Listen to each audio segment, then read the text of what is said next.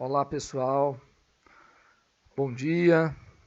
Nós vamos começar a aula do módulo 7. Né? Esse assunto está na página 200 da apostila número 2.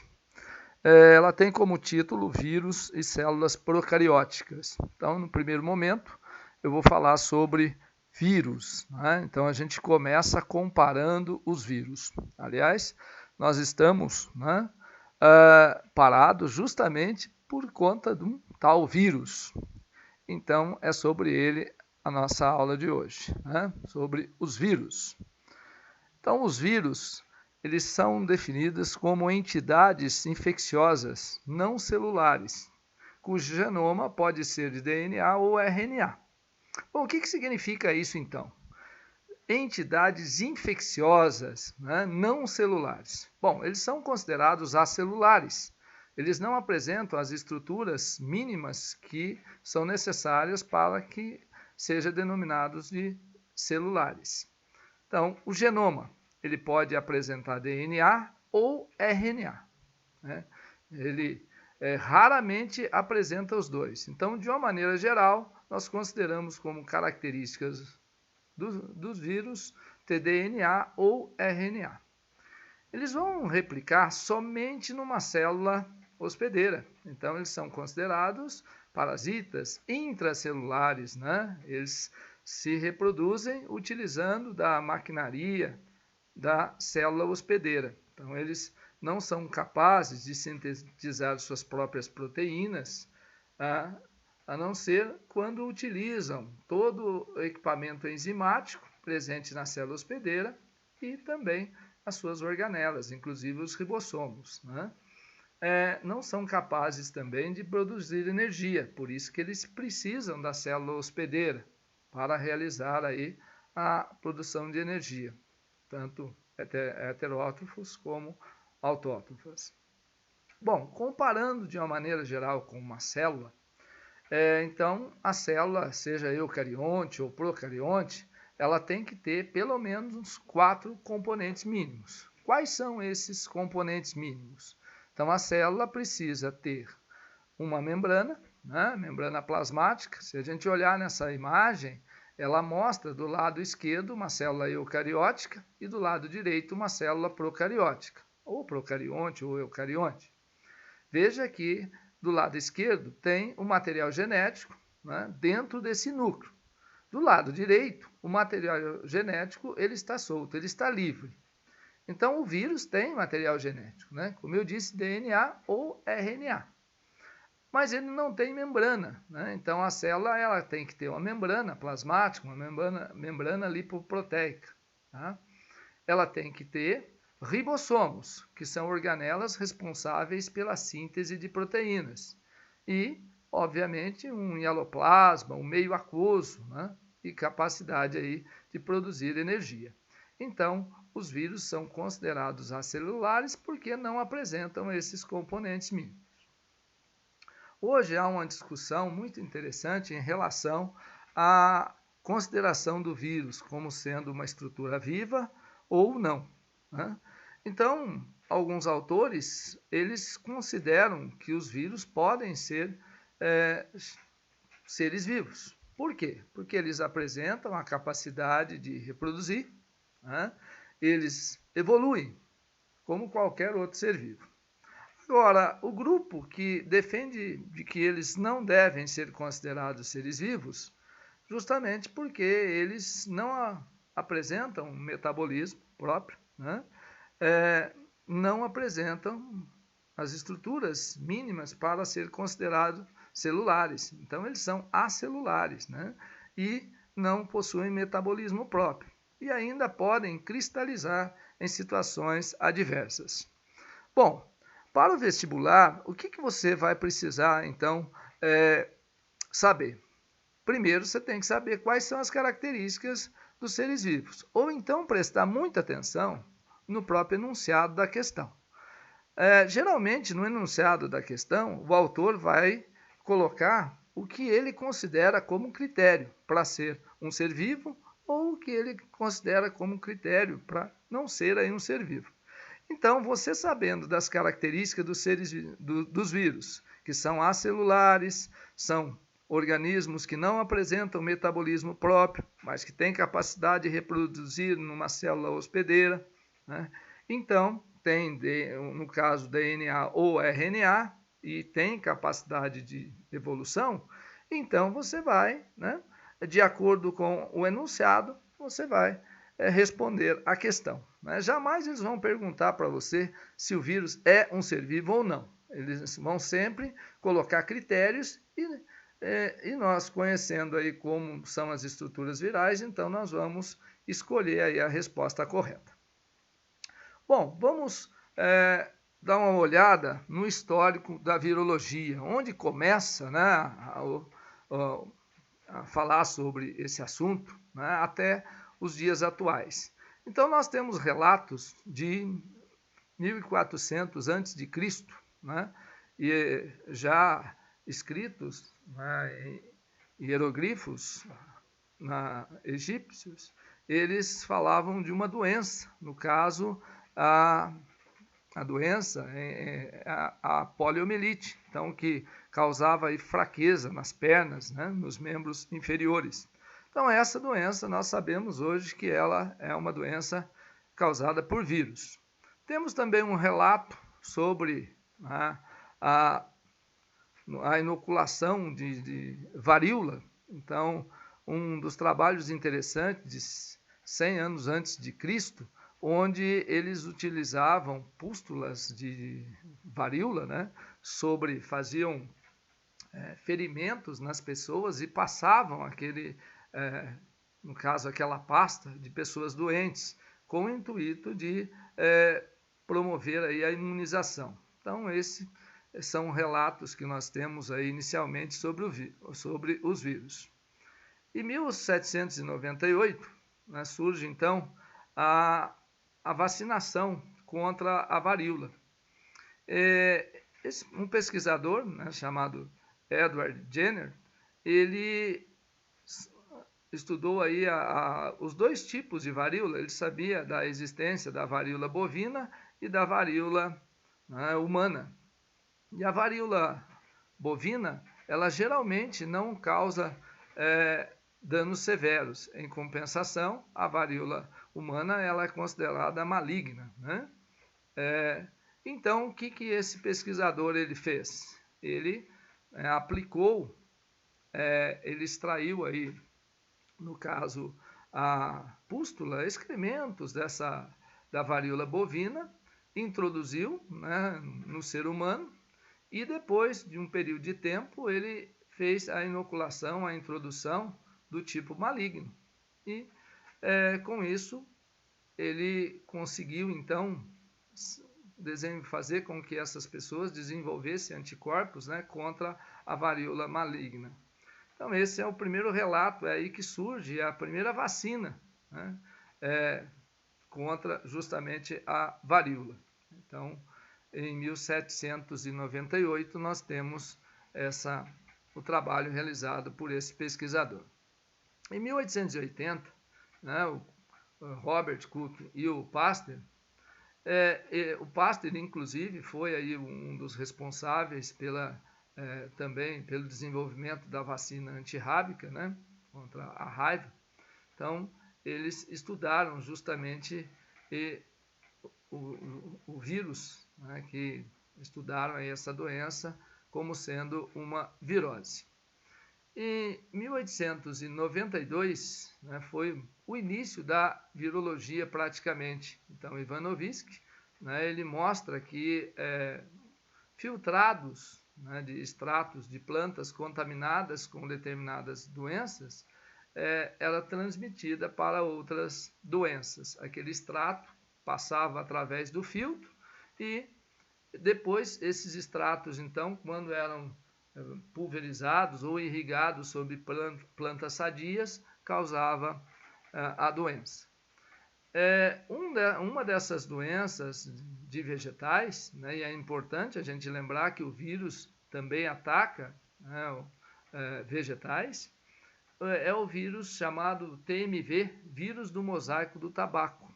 né? Então esse também foi um dos primeiros vírus estudados, inclusive um dos vírus aí que o Ivanovsky trabalhou, né, foi justamente aí esse vírus do mosaico do tabaco. Tá? Nesse mesmo ano, 1898, o pesquisador Loeffler foi, então,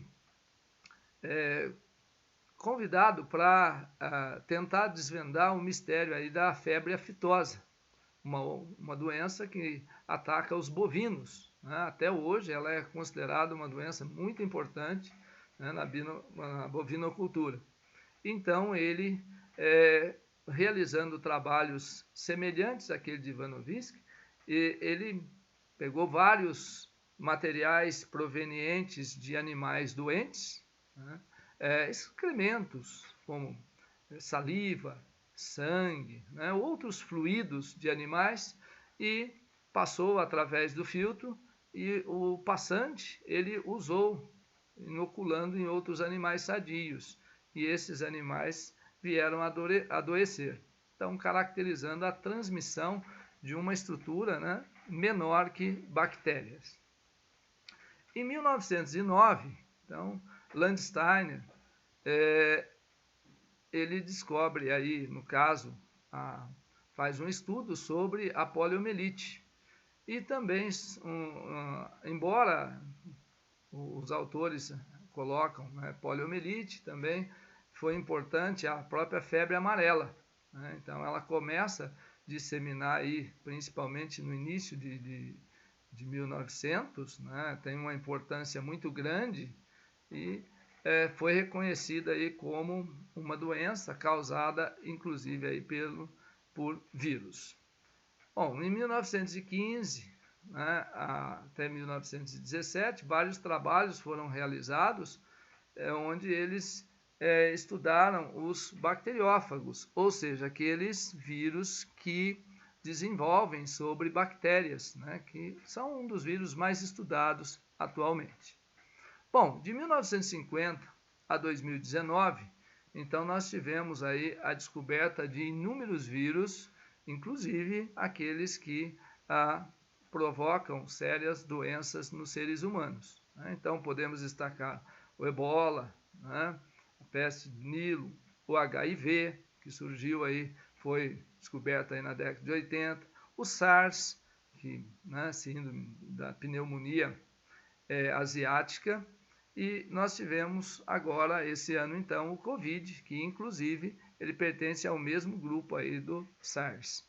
Então esse é um relato, né, mais ou menos, mostrando aí o histórico, né, da virologia ao longo do tempo.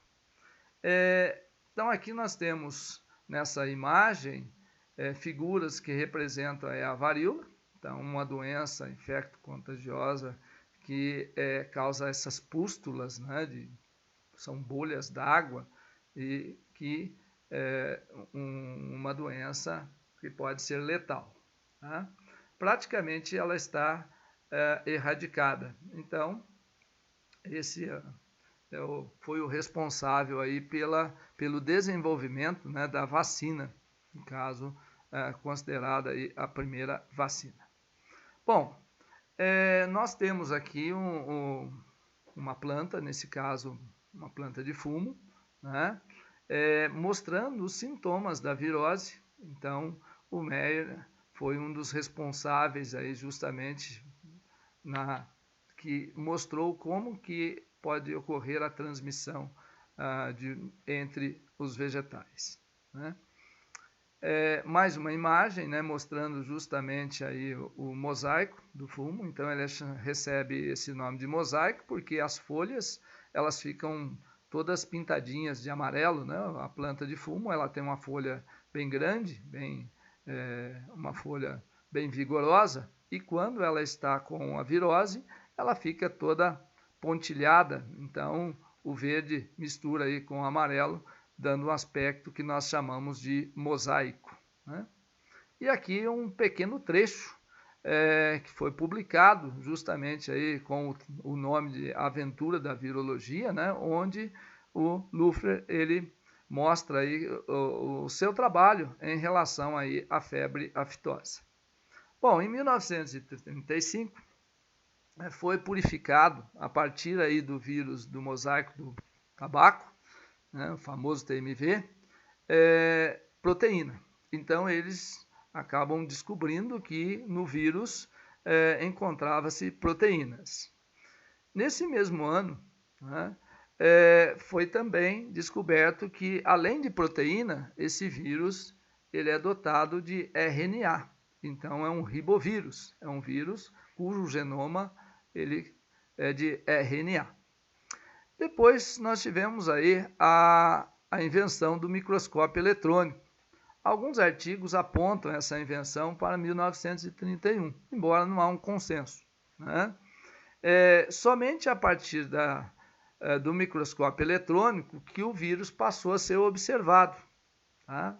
Até então, ele não havia sido observado. Então, nós temos aqui ao lado, mostrando justamente uma imagem, né, de microscopia eletrônica, mostrando o vírus. Então, ele é um vírus, hoje a gente sabe que é helicoidal, né? Essa é uma imagem muito simples, né, mostrando aí uma estrutura alongada.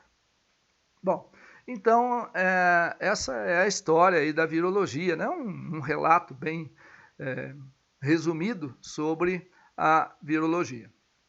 Então, nós temos que sempre lembrar que as características gerais dos vírus são essas que eu listei aqui nessa tela. Então, eles são acelulares, você já sabe que eles não apresentam os componentes mínimos, né, para ser considerados células. Eles são endoparasitas obrigatórios, ou parasitas intracelulares, como também podem ser chamados. Possuem apenas um tipo de ácido nucleico, então o genoma é constituído de DNA ou RNA. Né? Não apresentam metabolismo próprio, então eles não têm capacidade de realizar aí a síntese de proteínas, né, de outras substâncias, porque não apresentam aí organelas. E interessante também que os vírus eles não se desenvolvem em ambientes extracelulares. Eles podem permanecer, né, na forma de cristais ou podem permanecer incubados até dentro de células por um longo período de tempo, mas eles não vão se desenvolver em ambientes extracelulares. Então, daí a dificuldade de trabalhar com vírus, né? Eu preciso ter sempre um meio de cultura com células vivas. Não é como uma bactéria que eu posso fazer um meio de cultura misturando proteínas, carboidratos, né? Que essas bactérias vão se desenvolver. No caso do vírus, não. Então, isso leva aí a mais uma dificuldade aí na pesquisa relacionada, né, com os vírus. Bom, como é constituído, então, essa estrutura viral? Né? O que ele possui? Ele possui uma carapaça proteica, né, e possui um material genético. Então, não esquecer que ele apresenta aí, usa todo o metabolismo da célula hospedeira de forma completa. Tá? Então, inclusive, energia para a sua síntese de proteínas e utilização aí para a formação, inclusive, de novos vírus. Se a gente olhar mais próximo, nós temos um vírus considerado completo. Ele apresenta um envelope externo, né? Ele tem um capsídio, que é a parte interna aqui na nossa figura, e dentro desse capsídio, vai ter o ácido nucleico. Então, nós chamamos o capsídio mais o ácido nucleico de núcleo capsídio. E, em alguns casos, além desse núcleo capsídio, nós vamos encontrar o envelope e uma matriz de proteína que fica aí entre esse envelope, né? Às vezes nós encontramos também um termo chamado vírion, né, que é uma partícula viral considerada completa, só que fora da célula hospedeira, né? Nesse estado pode cristalizar, então a gente considera como sendo um vírion. Dependendo do seu genoma, eles podem ser, então, RNA, recebem a denominação de ribovírus, e aqueles que contêm DNA recebem a denominação de desoxivírus. É muito comum a gente, às vezes, escutar alunos falarem o seguinte: o vírus de RNA é o retrovírus, né? E o vírus de DNA é o adenovírus. São exemplos, tá? Então, adenovírus é um exemplo de vírus de DNA, de desoxivírus. E o retrovírus é um exemplo de um ribovírus, ou seja, um vírus que contém como material genético o RNA. E aqui nós podemos observar também, né, nessa tabelinha, que a mesma doença, né, porque a doença é caracterizada pelos seus sintomas, então ela pode ser, no caso, causada por diferentes tipos de vírus, inclusive ribovírus e desoxivírus. Então, aqui nós temos o exemplo, né, do vírus da varíola. Então, nós temos vírus de DNA e temos também vírus de RNA. Ambos podem desenvolver a doença denominada de varíola. Assim como ela, temos outros exemplos, então hepatite A e hepatite B, então são vírus também, né, de um ribovírus e o outro desoxivírus. Bom, em relação ao material genético, agora aprofundando um pouquinho mais, os vírus que contêm DNA, eles podem apresentar uma fita simples de DNA, né, o que não é o comum. Nós estamos acostumados que o comum é o DNA apresentar uma fita dupla, né, bicatenária, que a gente chama, então tem duas fitas. Agora, no caso dos vírus, nós podemos encontrar em algumas situações vírus de fita simples. Temos também vírus que contêm aí um DNA circular, né? Não esquecendo que DNA circular é característica de bactérias, né? Bactérias apresentam um cromossomo, né, circular, inclusive com DNA circular. No caso dos vírus de RNA, então, ali tem um sinalzinho de positivo ou negativo.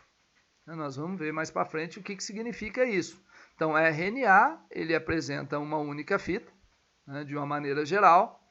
Esse vírus de RNA, ele vai se diferenciar justamente pela pentose, que é a ribose, enquanto que no DNA é desoxirribose, e ele tem uma base, que é a uracila. E essa base nitrogenada, ela não está presente no DNA, já que o DNA tem a timina, né, ao invés de uracila. Então, é fácil a gente, no caso, identificar quando nós temos uma sequência de bases nitrogenadas.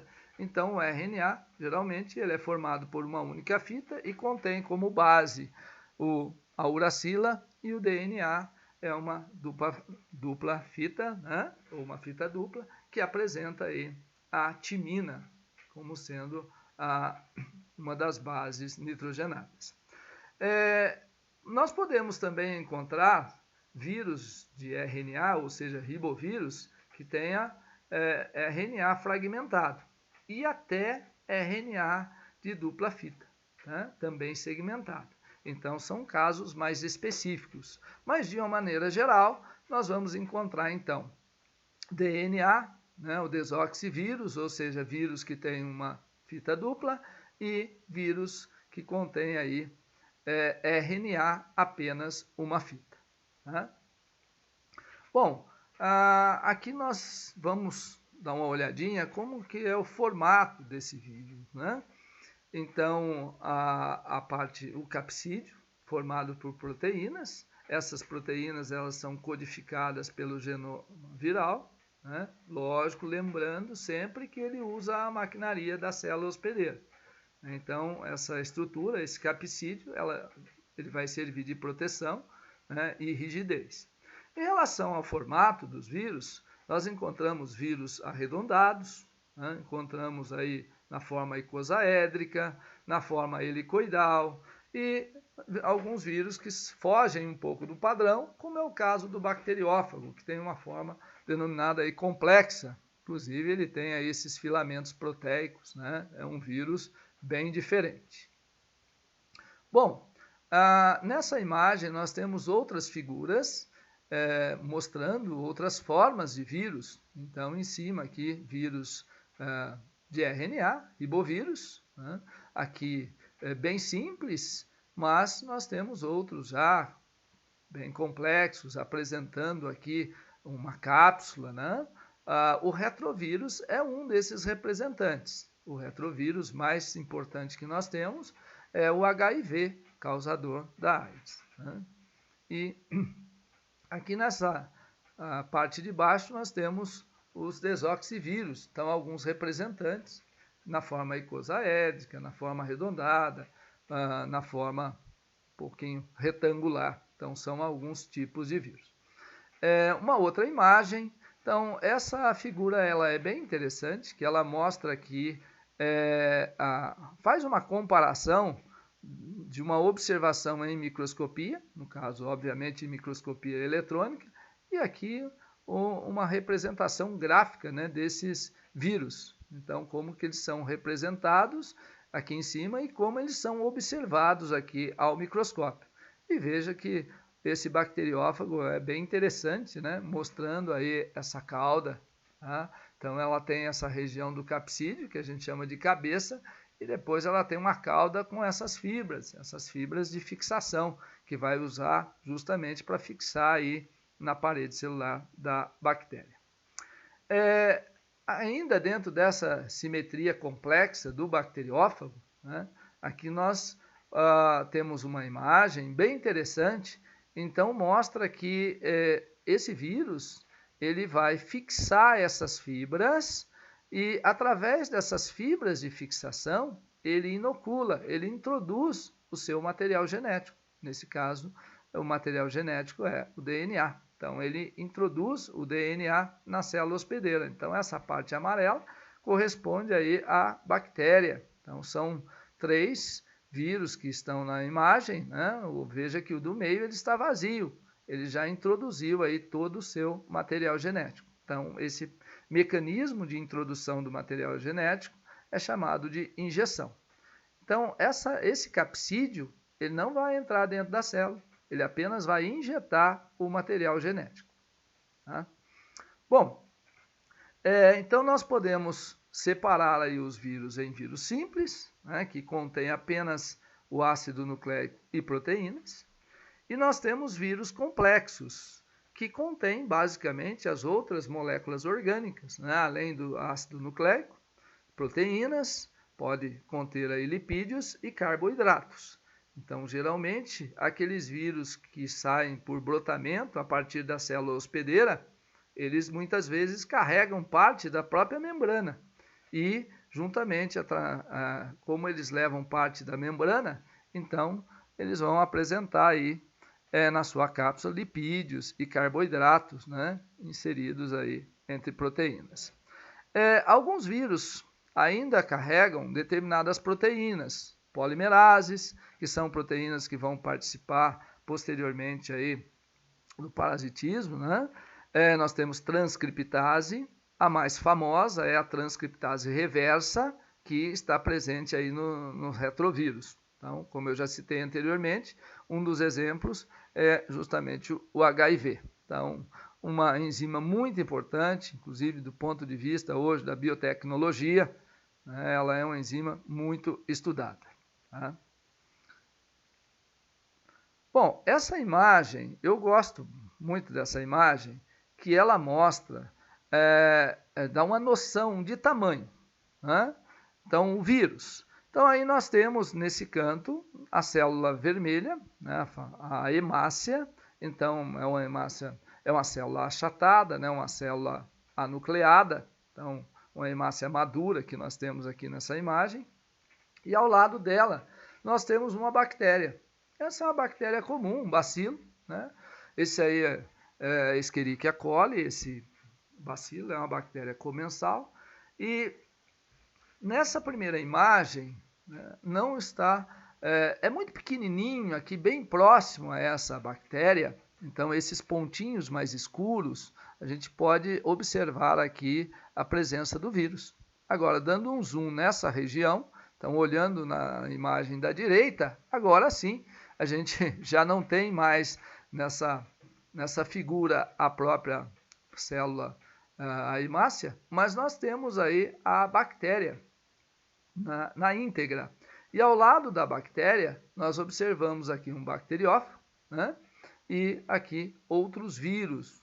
Inclusive, na imagem de baixo, nós vamos observar que nós temos aqui um exemplo comparativo, né? O ribossomo bacteriano, 25 nanômetros, e nós temos um bacteriófago aqui, MS2, que tem 24 nanômetros, ou seja, um vírus menor que o próprio ribossomo bacteriano. Então, para vocês terem uma noção aí de tamanho, né? Entre uma célula, no caso, uma célula humana, que é a hemácia, uma bactéria, né? Então uma célula procariótica, no caso aqui da bactéria, e nós temos aí os vírus, né? Comparando o tamanho deles. Lembrando que essa hemácia, né, é uma célula que perdeu aí seu núcleo, né? Então é uma célula anucleada, tá? Bom, como que ocorre a penetração, então, do vírus em uma célula hospedeira? Como que ele vai entrar numa célula hospedeira? Nós já vimos o exemplo do bacteriófagos, que eu disse a vocês que ele injeta o material genético. Então, existem 3 mecanismos ou 3 formas pelas quais os vírus podem entrar aí ou introduzir o seu material genético dentro de uma célula. Então, a injeção.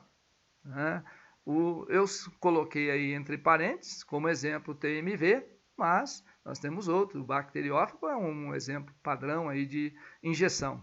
Então, por que injeção? Porque ele injeta. Ele vai introduzir o seu material genético, né? Então, a parte do capsídeo, ela não entra dentro da célula hospedeira, apenas o material genético. Fusão. Fusão é quando a célula ela se funde. Então, o HIV, né, o vírus causador da AIDS, ele reconhece o linfócito, né, o linfócito TCD4. Então, ele reconhece esse, no caso, receptor de membrana, né, essa proteína CD4, e aí ele se funde a ela. Então, você olhando uma imagem após a penetração do HIV numa célula, né, há uma mistura entre a cápsula do vírus e a própria membrana plasmática da célula. Fica misturado. Então, ocorre essa fusão. E sendo o capsídeo, então, introduzido no citoplasma aí da célula hospedeira. No caso do englobamento, um exemplo aí é o Zika vírus, né? A gente chama isso também de fagocitose. Então, a célula ela acaba fagocitando esse vírus, né? Então, vai formar aí o fagossomo e depois, ao invés de ocorrer a digestão do fagossomo, né, que ele vai se ligar ao lisossomo para que ocorra a digestão, ocorre justamente o inverso, né? Então, o capsídeo ele acaba sendo destruído e libera justamente o material genético no citoplasma da célula, realizando o parasitismo. Então, são as 3 formas de penetração. Então, aqui nós temos uma imagem que mostra justamente aí essa entrada. Então, na letra A aqui, a penetração direta, que caracteriza a injeção.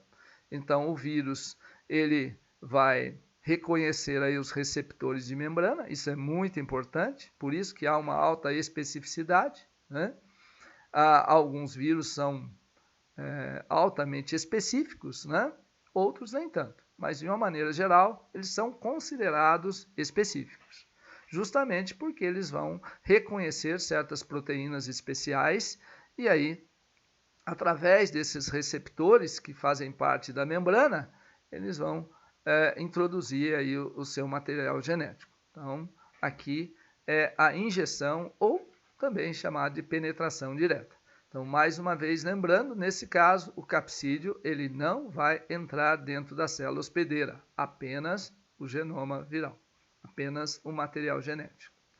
Na segunda situação, então, nós temos aqui a fusão da membrana. Então, esse é o típico caso, como eu citei anteriormente, que é o vírus HIV. Então, ele reconhece os receptores de membrana, no caso específico são aquelas proteínas CD4, e ele acaba se fundindo a ela, liberando então o capsídeo aqui dentro. Note que nesse caso, né, é difícil você separar o que faz parte da cápsula e o que faz parte da membrana. Vira tudo uma estrutura só. E o capsídeo, ele está dentro aqui do citoplasma da célula. Vai acontecer a saída, a liberação do material genético. Essa liberação é chamada-se de desnudamento. Então, o desnudamento é justamente a saída do material genético de dentro do capsídeo, que foi destruído aqui geralmente por enzimas aí presentes no citoplasma da célula hospedeira. A terceira situação, que é o englobamento ou fagocitose. Então, nesse caso, a célula ela vai realizar a fagocitose. A gente pode olhar nessa figura número 1, aí, o vírus ele absorveu, quer dizer, ele encostou a célula, aí a célula, né, ela arremessou aí a membrana e com isso ela formou um fagossomo. Tá?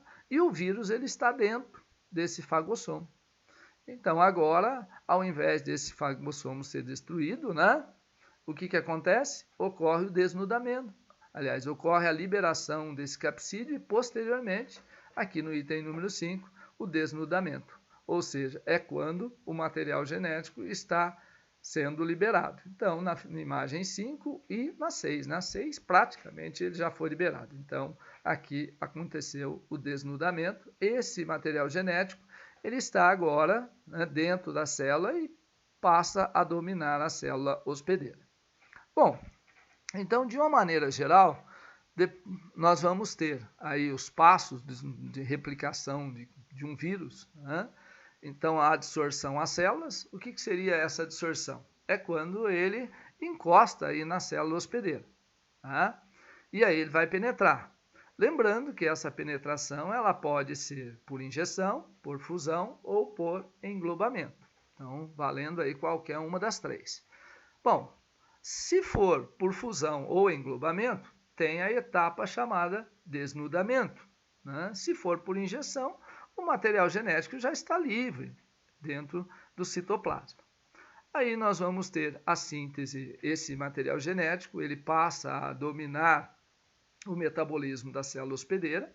Então nós temos a síntese de novos ácidos nucleicos, no caso virais. Vai haver a síntese de proteínas, né? Então proteínas virais, e a maturação e a montagem de novos vírus. Então, novos vírus são montados. E a partir daí, dessa montagem desses vírus, eles vão ser disseminados para outras células. Eles vão sair, pode sair por brotamento, né, em muitos casos, ou pode lisar a célula hospedeira. Nesse caso, né, vai haver uma ruptura aí da membrana, liberando os novos vírus para que possam atacar outras células hospedeiras. Aqui eu tenho um exemplo, né, de um flavivírus, que é justamente o vírus Zika. Tá? Então, lá em cima nós podemos observar o reconhecimento desse vírus com os receptores de membrana. Então, ele identifica. Aqui vai acontecer a fagocitose. Bom, esse vírus, ele é um vírus de RNA, só que a gente chama de RNA positivo. Vocês lembram que lá no comecinho, quando eu estava diferenciando, né, para vocês vírus de DNA, desoxivírus e vírus de RNA, ribovírus, a primeira imagem mostra, né, aliás, um sinalzinho positivo ou negativo. Então, o que significa isso? O RNA positivo, então, o RNA que chega, né, que está dentro do capsídeo, assim que ele é liberado dentro da célula hospedeira, ele atua como RNA mensageiro. Então, ele vai ser responsável aí pela formação de proteínas. Então, ele vai atuar no processo de tradução. Se for RNA negativo, então ele vai sintetizar uma fita complementar e essa fita complementar que vai funcionar para a tradução. Então essa é a diferença entre a fita de RNA positiva e RNA negativa, né? E temos, no caso, o retrovírus, que muda completamente o seu mecanismo, né? Ele é RNA e ele serve de molde para a formação de molécula de DNA viral. E depois, essa molécula de DNA viral, ela vai se associar ao DNA da célula hospedeira. Então, nós vamos ver isso posteriormente no ciclo do HIV. Bom, aí uma nova imagem do bacteriófago, né, mostrando a sua injeção. Tá? Aqui nós temos, essa é uma imagem bem antiga, né, extraída aí de um livro de biologia da Helena Kurtz. Então, ela mostra aí uma Escherichia coli, né, e ao lado inúmeros vírus, né, onde aqui já ocorreu a lise bacteriana, né, essa bactéria foi destruída, liberando esses vírus para o meio. Bom, no material de vocês a gente pode encontrar os dois ciclos reprodutivos, o chamado ciclo lítico e o ciclo lisogênico. Então, o que significa esses ciclos? Quais as principais diferenças entre eles? Então, é bem simples. O ciclo lítico, a célula ela acaba sofrendo lise, tá? E no ciclo lisogênico, não. Então, de uma maneira bem resumida, bem simplesinha, para ficar fácil o entendimento, no ciclo lítico, né, nós vamos ter a destruição da célula, a lise da célula. Então, eu coloquei ali, ó, o DNA viral passa a comandar o metabolismo bacteriano e fazer suas cópias, né, que se transcrevem em RNA mensageiros virais. Então, com essa reprodução aí, nós vamos ter a lise, né, da célula. Então, ela rompe a membrana e os novos vírus estão prontos para atacar outras bactérias.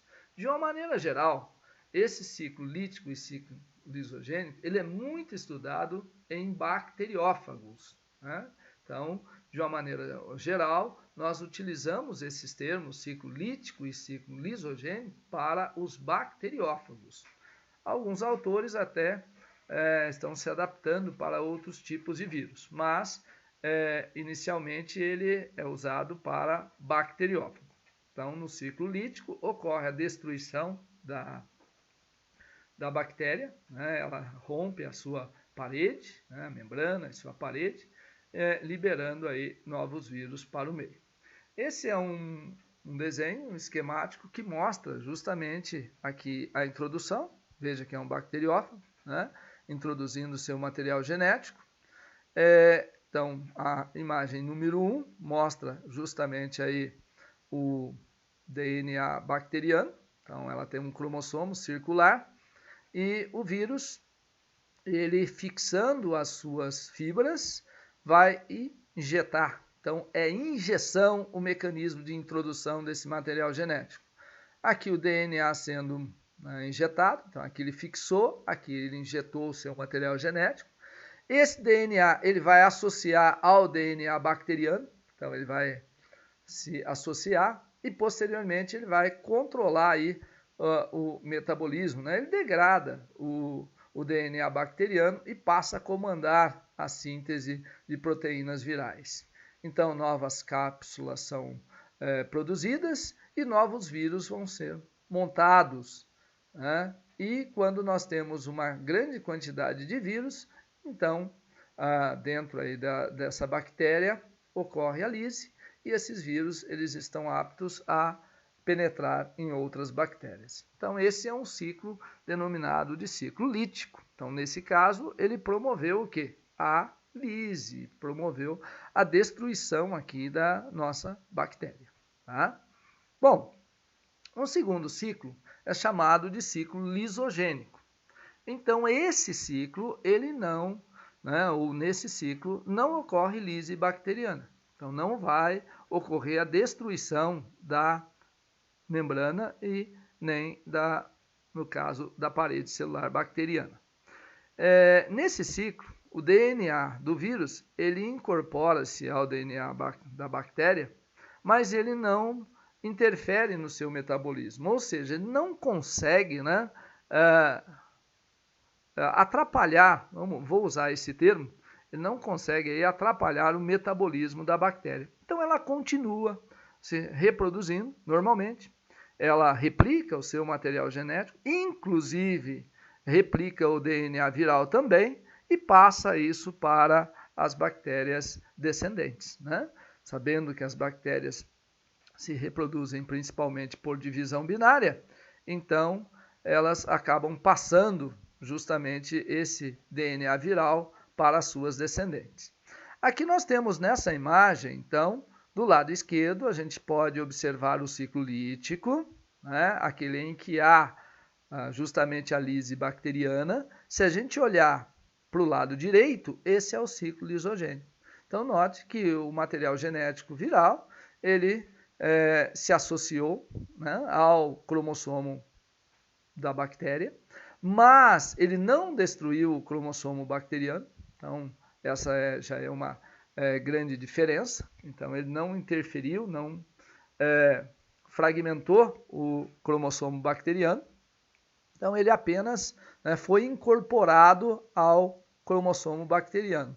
Aqui já está mostrando uma cisparidade, né? Ou seja, já houve a replicação do DNA bacteriano, inclusive o DNA viral, né? E a bactéria nova, ou a descendente, ela apresenta esse fragmento, esse DNA do vírus. Tá? Então, caracterizando aqui essa diferença de ciclo lisogênico.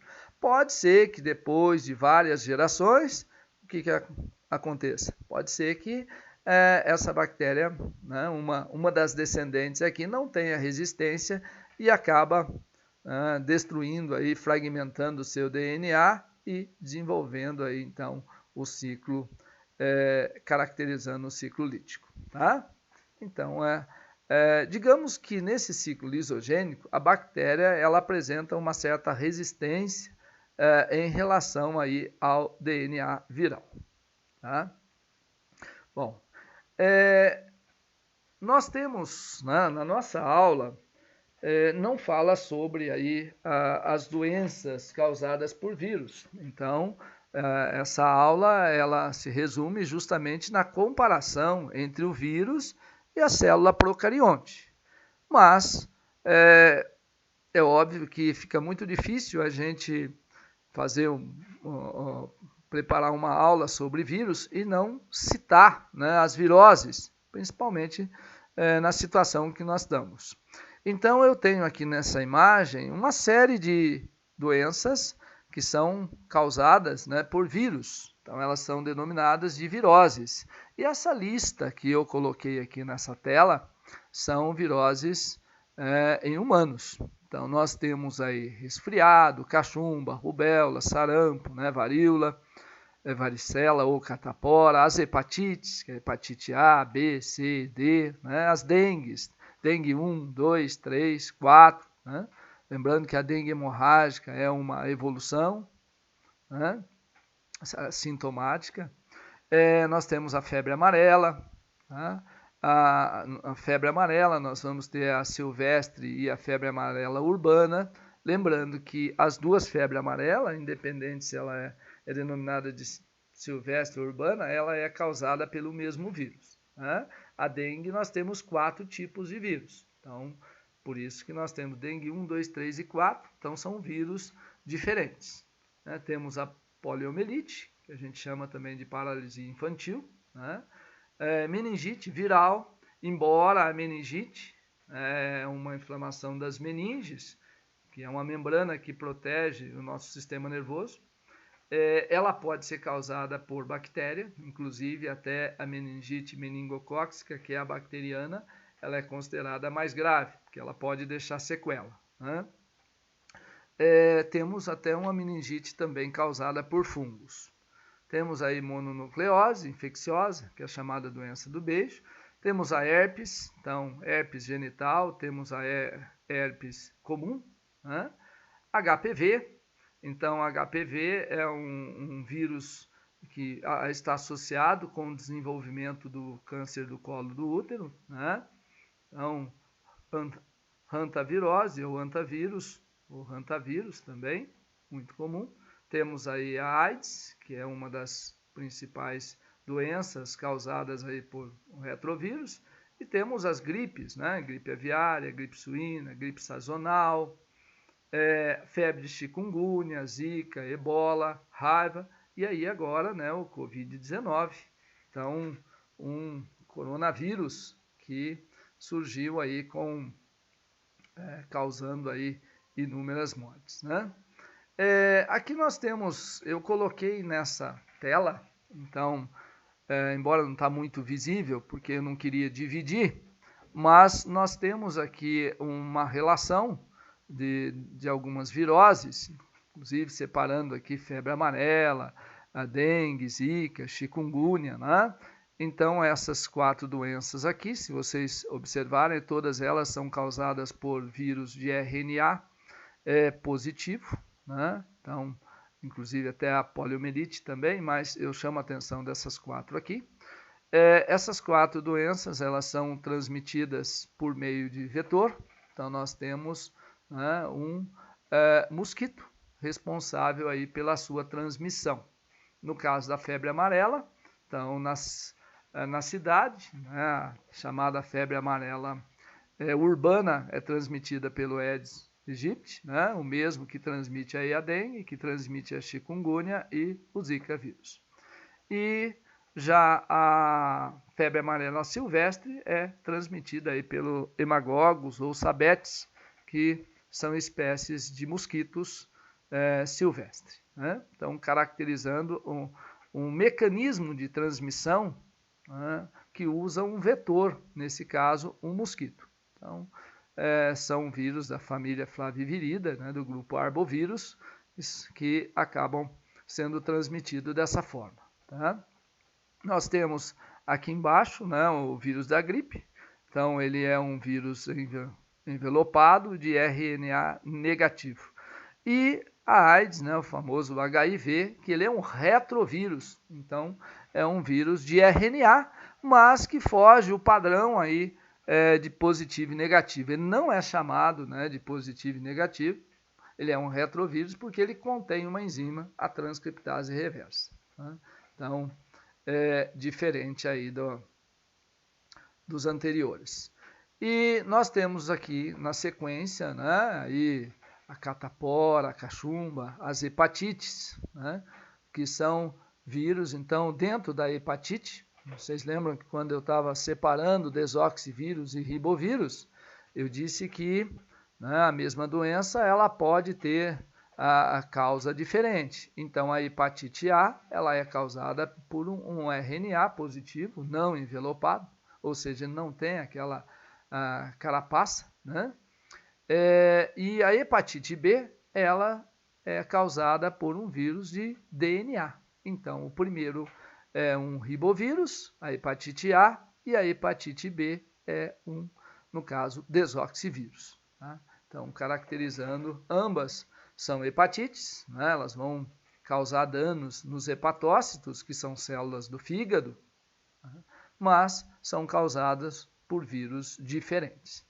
Então, aqui nessa outra tabela, nós temos justamente aí essa relação de algumas viroses.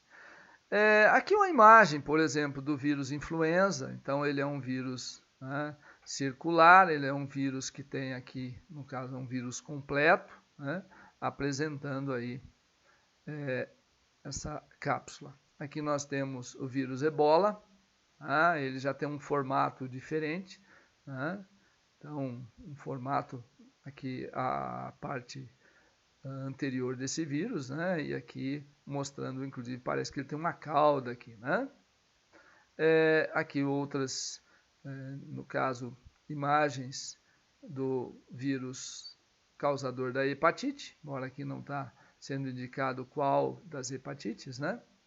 E aqui embaixo eu deixo algumas informações dessas principais viroses. Então, como a aula nossa ela está relacionada principalmente nas características gerais dos vírus, né, do ciclo de desenvolvimento, na forma de penetração, né, então, mas fica aí essas informações aí sobre as doenças. Eu coloquei algumas, né, a dengue, então, uma virose muito importante, né, falando um pouquinho aí da dengue, dos sintomas da dengue clássica, né, da dengue hemorrágica, tá? E aqui até uma imagem, né, mostrando a dengue hemorrágica, que de todas é aquela mais grave, né? Lembrando mais uma vez que não há um vírus específico para a dengue hemorrágica, né? Uma evolução dos sintomas, tá? E a febre amarela, não esquecer que a febre amarela, né, ela retornou aí nos últimos anos, então ela é transmitida através do mesmo mosquito que transmite a dengue, tá? Então a febre amarela urbana, né, ela é transmitida justamente pelo Aedes. Então o controle desse mosquito, ele tem uma influência aí direta nessas viroses. Então aqui a imagem de dois desses mosquitos. Do lado esquerdo é o famoso Aedes, né? Então mostrando aí as suas manchas brancas. E aqui já é o Haemococcus. Esse já é um mosquito silvestre, né? Então ele que é o responsável pela transmissão no caso da febre amarela silvestre. Aqui nós temos aí as gripes, resfriado, que são outras doenças também virais, né? Ou virose, a rubéola, então para vocês terem uma noção de como é a rubéola, então é uma doença que acomete as células da pele, né? Formando essas manchas. Aqui é a cachumba, então a cachumba, o vírus ataca principalmente as glândulas, as parótides, né? Então, podendo, em alguns casos, alcançar também as glândulas reprodutoras, né? Testículos no indivíduo masculino e ovário no indivíduo feminino, podendo levar até a esterilidade. Tá? O sarampo. Então, o sarampo que havia sido, estava bem controlado aí, mas ele ressurge novamente, então, né, houve posso dizer que até uma relaxada em relação à vacinação, e nós tivemos aí alguns casos no ano passado, né, relacionado ao sarampo, esse ano também, então, mas houve aí uma campanha de vacinação na tentativa aí de conter aí o sarampo, que é uma outra doença que pode muitas vezes ser letal. A AIDS, sem dúvida nenhuma, é uma das principais viroses, né, desde a década de 80, quando ela foi, no caso, identificada. Nessa década de 80 até hoje o pessoal busca aí uma tentativa de vacina e até mesmo antivirais no combate a essa doença. Então, um dos problemas mais sérios dessa doença é que ela ataca justamente as células de defesa, né, que são os linfócitos T, CD4. Então isso dificulta muito aí o mecanismo de a resistência do próprio paciente, né? Aqui uma outra imagem relacionada à varíola, né, nós vimos lá no começo uma imagem semelhante. Aqui imagem aí da herpes, então mostrando o vírus, esse é o tipo 1 que a gente chama, herpes simples, né? Que são essas pequenas feridinhas que surgem aí no canto da nossa boca, né? Ou como pústula aqui no lábio, né? Ou como essas são. Então aqui é observado com o auxílio de uma lupa, né? São inúmeras bolinhas que se formam, tá? E depois, dependendo da situação, se a gente coçar, isso aqui acaba virando uma feridinha, né? Porque aí vai ser atacada por bactérias, né? Então a introdução aí de bactérias. Hidrofobia ou raiva. Então, nesse caso é considerado uma zoonose. Ela é uma virose que eventualmente ela pode chegar aí no ser humano através de animais. Então, ela tem um morcego como um dos principais vetores. Então, os morcegos eles acabam transmitindo aí para cães e gatos, e esses em contato com o ser humano, através de sua mordida, ele pode transmitir, né? Aqui nós temos uma lista de outros animais que também podem transmitir esse vírus, né? No caso, os sintomas mais comuns nos animais são dificuldade, ele começa com a boca, né, trava, então ele fica babando, justamente porque fica boquiaberto, então a saliva vai escorrendo. Muda de comportamento, então para de comer, então às vezes as patas traseiras também elas acabam sendo paralisadas. Então já no estágio mais avançado dessa virose. A raiva humana, então quando uma pessoa, né, é mordida por um animal que não foi vacinado, né, então o período de incubação, ou seja, o período que esse vírus vai se desenvolver no nosso organismo, né, ele varia de 20 a 60 dias. Então, dentro desse prazo, é fundamental que haja o tratamento.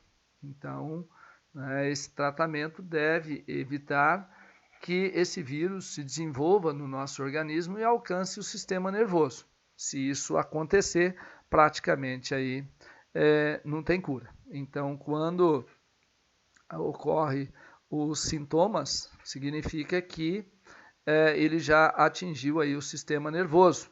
Então, nesse caso, infelizmente, 100% de morte após os sintomas. Tá? Aqui nós temos como que ao desenvolvimento, né? Então ele acaba atacando aí o tecido conjuntivo, né? A partir aí da mordida, principalmente, ou se for um gato onde ele arranha, e depois ele acaba alcançando aí o sistema nervoso. Então, se ele alcançar o sistema nervoso, aí não tem controle, tá?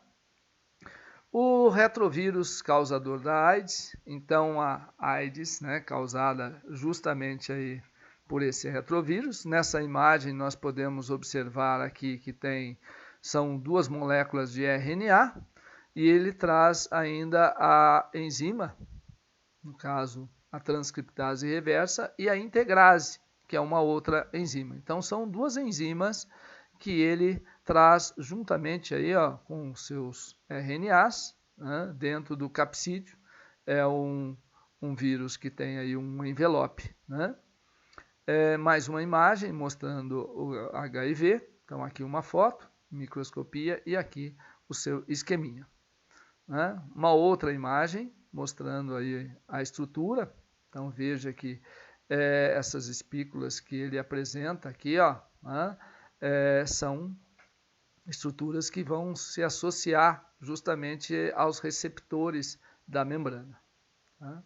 Então essas estruturas. Aqui nós temos nessa imagem a penetração do vírus. Lembrem-se que eu disse a vocês que o vírus HIV ele se funde à célula, né? Então isso mostra os passos, né? O vírus ele reconhece aí os receptores de membrana, o chamado CD4, né? Que são proteínas presentes aqui na membrana do linfócito, e com isso ele se funde a essa membrana, liberando aqui o capsídeo. E do capsídeo, em contato com determinadas enzimas no citoplasma da célula, ocorre o desnudamento e a liberação das moléculas de RNA e das enzimas, no caso a transcriptase reversa e a integrase. Nessa outra imagem ao lado, nós temos aí a liberação. Então ele sai por brotamento, né? Ele sai justamente por brotamento sem provocar a lise da célula. Bom, vamos dar uma olhadinha como que é essa replicação, né? Porque é fundamental a gente entender aí o ciclo, né, de desenvolvimento do HIV. Então, essa enzima, ela provoca o que nós chamamos de retrotranscrição ou transcrição invertida, né? Aqui nós temos em primeiro plano o vírus. Esse vírus ele reconhece os receptores, né, que são chamados CD4. A partir desse reconhecimento, então, ocorre a fusão e, após a fusão, o capsídeo viral ele está dentro do citoplasma da célula. Bom, ocorre a destruição do capsídeo e a liberação da molécula de RNA e da enzima, né, ou das enzimas, né, porque são, no caso, a transcriptase e a integrase. No citoplasma ainda da célula hospedeira, esse RNA, então, ele vai servir de molde para formar uma fita de DNA. Então, por isso que ele não é chamado de RNA positivo nem negativo, porque ele não vai atuar, né, como RNA mensageiro, né, traduzindo proteína. Não, ele serve de molde, ele vai ser utilizado como molde. Então, com o intermédio dessa enzima, a transcriptase reversa, vai formar uma molécula de DNA. Essa molécula de DNA, então, ela duplica e depois, com o auxílio da integrase, essa molécula, então, ela vai entrar no núcleo da célula, do linfócito, tá? Vai se ligar ao DNA humano, né, ao DNA dessa célula, e aí ele vai passar a comandar justamente a síntese de proteínas virais, a síntese de RNAs, primeiro, né, obviamente, né, de RNAs do vírus, síntese de proteínas aí do próprio capsídeo, mais transcriptase, mais integrases, e novos vírus, então, são montados, e esses vírus, esse capsídeo, então, ele migra para a parede, né, aliás, para a membrana, desculpa, né, não tem parede aqui, é uma membrana, ele migra para essa membrana e brota, ele sai, né, a partir dessas células sem causar aí a lise. Então, ele não provoca aí a lise. Vai brotando a partir da membrana da célula hospedeira. Vocês podem observar que nós temos aqui alguns pontos, né, que tem um xizinho. Então, esses pontos que são marcados por esse X são os locais que os principais antivirais vão tentar bloquear o ciclo de desenvolvimento do vírus. Tá? Então, nós temos aqui, né, a própria antivirais que vão tentar impedir a fusão, né? Então, eles vão bloquear aqui o CD4, de forma que o vírus não consiga se fixar. Então, se ele não identificar, não se fixar no receptor, ele não vai conseguir se fundir à célula hospedeira. Depois nós temos antivirais que vão atuar diretamente na ação da transcriptase reversa. Tá? Então, nesse caso, eles vão tentar inibir que o RNA ele seja utilizado, né, para formar o DNA. Então, esse é um outro ponto que eu posso tentar bloquear. Um terceiro ponto é a integrase. Então, a integrase é aquela enzima que permite que o DNA viral já formado, né, ele venha integrar, fazer parte aí do DNA humano. Né? Então, tenta bloquear essa integrase. Então, veja que essas três formas, né, elas tentam, a qualquer custo, impedir que o vírus alcance o DNA humano. E depois ainda temos mais outros fármacos, né, que vão tentar inibir proteases, justamente proteínas, né, do vírus, e até mesmo na maturação, então inibidores de maturação, para que não ocorra justamente a formação completa do vírus, né, impedindo que ele saia dessa célula hospedeira. Então, esses são os 5 principais pontos nos quais aquele coquetel medicamentoso, né, ele vai atuar tentando aí inibir o desenvolvimento do vírus. Tá? Aqui nós temos uma outra imagem detalhada também, mostrando aí em sequência, né, os passos do vírus HIV. Aqui nessa tela eu resumi a diferença, né, embora eu tenha dito atrás, mas aqui está escrito a diferença do RNA positivo e do RNA negativo. Então, o positivo é aquele, né, cuja fita ela corresponde ao RNA mensageiro. Então, ela vai diretamente no ribossomo, né, e vai, no caso, participar da tradução de proteínas, da síntese de proteínas dos vírus. Então, aqui alguns exemplos, né, que eu já citei lá atrás, e aqui eu reforço. Então, febre amarela, dengue, chikungunya, zika, né, poliomielite, resfriado, cuidado, a gripe está aqui embaixo, tá? Então, aqui é resfriado. Vírus de RNA. Então, nesse caso, a fita complementar, então ele entra na célula hospedeira, ele sintetiza uma fita complementar, e essa fita complementar, então, que vai atuar como o RNA mensageiro, né? Então, ele é chamado de RNA negativo. Então, sarampo, a gripe, raiva, ebola, né? O Covid-19, ele está aqui em cima, né? Ele faz parte desse grupo de RNA positivo, né? Então, é mais um RNA positivo aqui. Essa imagem, ela mostra em detalhes aí, né? Ficou meio exprimido, porque eu queria pôr numa tela só.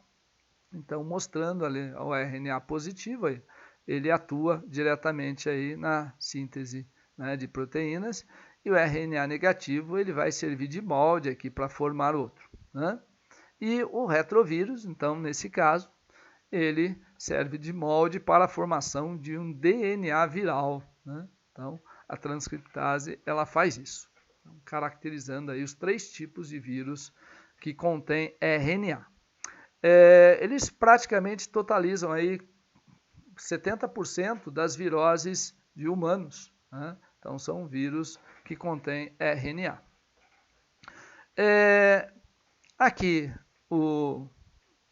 alguns termos que a gente pode encontrar. Então, os viroides, os prions, né? Então, viroides são pequenos segmentos de RNA, de cadeia simples, né?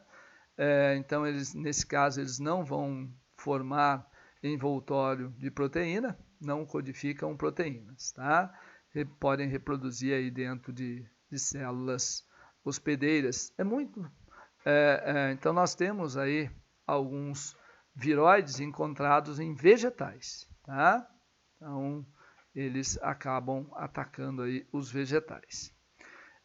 Os prions. Prions são moléculas de proteínas, tá? Então, nesse caso, são proteínas.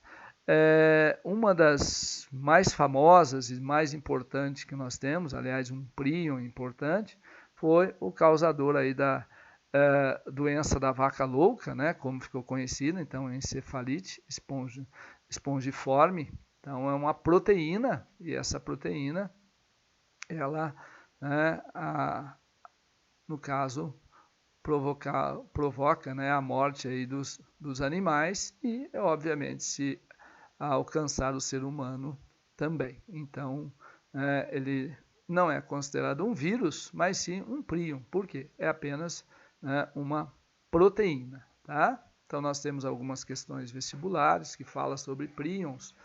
Então, quando aparecer esse termo, nós estamos falando aí em proteínas, né? A importância aí dos vírus, então, eles podem causar doenças em praticamente todos os grupos, né, todos os reinos que nós temos. Então, desde os invertebrados, então o reino fungo, né, as bactérias, as plantas, né, os animais. Então, praticamente os vírus podem, né, lembrando que eles são específicos, né, mas eles podem atacar aí praticamente todos os outros seres vivos. Então, nós temos uma gama muito grande aí de vírus que causam doenças em outros seres vivos, né? Ou outros grupos aí, não só animais. A nomenclatura e classificação do vírus, gente, ela segue, oficialmente, ela não segue o padrão de nomenclatura zoológica que nós temos, tá? Mas para os especialistas, ela segue.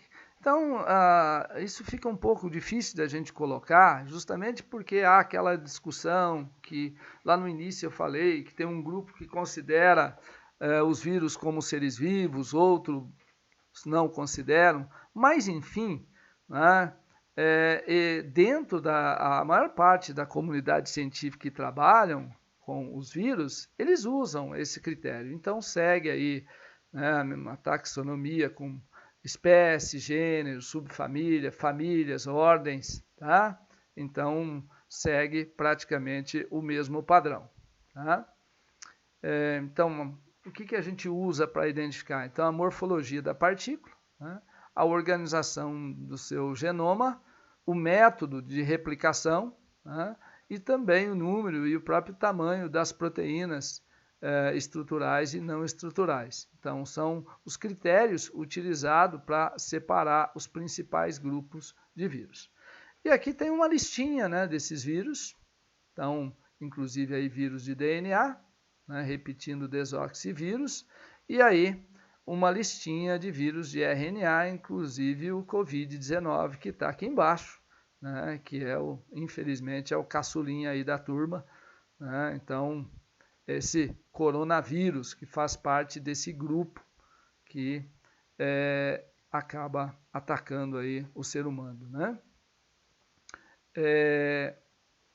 Os vírus, eles podem permanecer por vários anos, inclusive dentro da célula hospedeira, tá?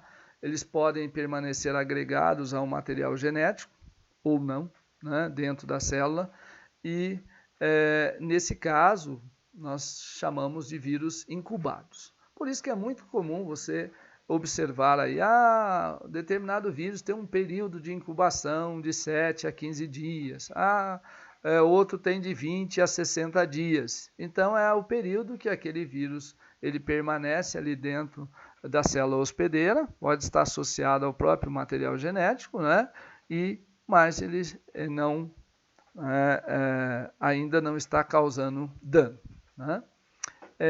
Nós tivemos casos, inclusive, de vírus da hepatite B permanecer aí até 30 anos antes da manifestação da doença, né? Mas esses são casos mais raros, né? Esse período de incubação aqui, né, infelizmente, ele não é regra, né? Bom, gente, então eu passei para vocês aqui uma noção geral dos vírus, né? Embora a nossa aula, repito mais uma vez, é uma comparação, mas fica difícil a gente falar sobre vírus sem fazer sem citar, pelo menos, aí, ou comentar um pouquinho sobre as principais viroses. Então, até breve, um abraço.